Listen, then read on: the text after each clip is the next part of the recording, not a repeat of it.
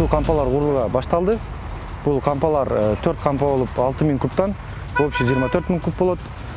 Бул кампалардын курулуш максаты ошо жаз айында, күз айында жаңбыр учурунда Ош шаарынын тургундарына беспрерывно суу берүүчү резервуар суулар. Объектиси буюрса 31 августка бүтөт, но подрядчиктер ага чейин бүтүргөнү убада беришти.